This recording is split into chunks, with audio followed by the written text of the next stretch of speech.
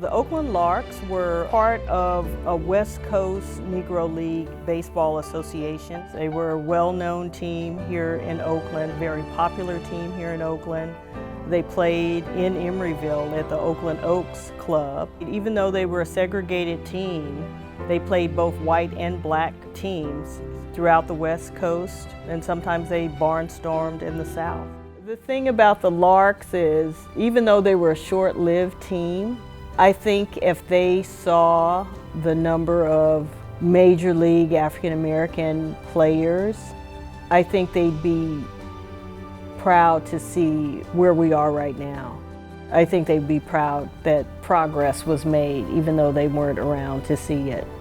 Because they were, they and all the other Negro League teams were working toward this all along. So I think they'd be proud. Third base jerks the bag from its moorings and holds it aloft, representing number 939. When the Negro Leagues folded, they would do some barnstorming, the players, and they'd come out to California. And I know my dad played in some games against these guys. What stuck with me was a memory. He talked about this big left-handed pitcher, and my dad was left-handed too. And he said, this guy, he was about 6'4" or 5", and he'd come across with that big sidearm. He said, my dad said, all I wanted to do was get up there, take my 3 strikes, and sit down.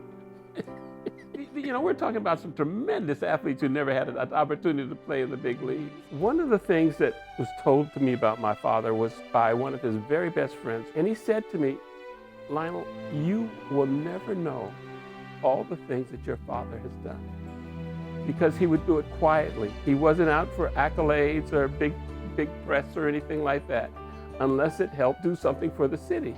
Doing things for people is what he believed in.